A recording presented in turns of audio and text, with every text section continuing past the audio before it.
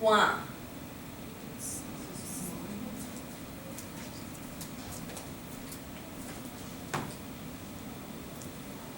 A is a standard deviation of 2.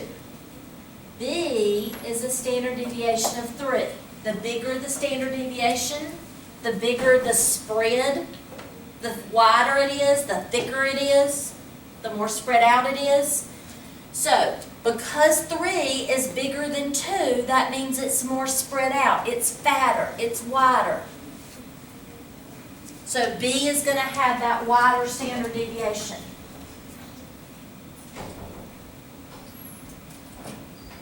The larger the standard deviation, the more spread out and short and fat. So, B has the bigger standard deviation, has the wider spread. B's the one that's short and fat. All right, for this one. One graph in the figure represents a normal distribution with a mean of 8, has a standard deviation of 2. The other graph has a normal distribution with a mean of 14 and a standard deviation of 2. Determine which graph is which and explain how you know.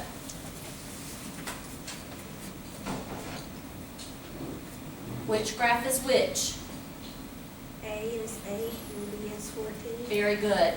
The mean of 8, that is A. The mean of 14, that is B. They both have the same standard deviation. This has a standard deviation of 2. This has a standard deviation of 2, which means they have the same width. They're the same thickness. This one's just slid down a little bit. So they're the same size, they just have a different mean, so it's slid down. So they're just making sure you know what the mean and the standard deviation are. Same shape, curve, it's just shifted to the right.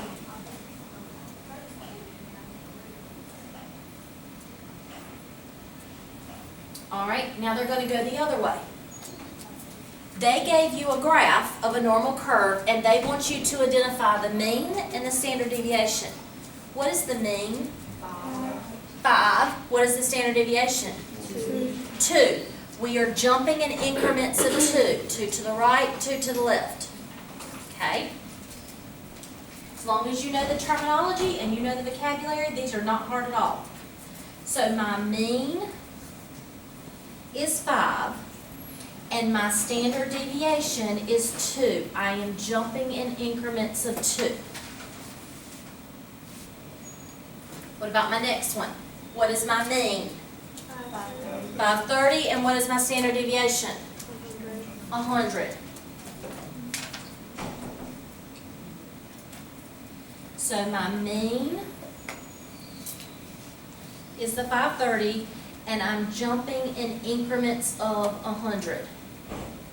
That's my standard deviation. As long as you've been learning all along, this is not bad at all. All right, let me see what the next page is.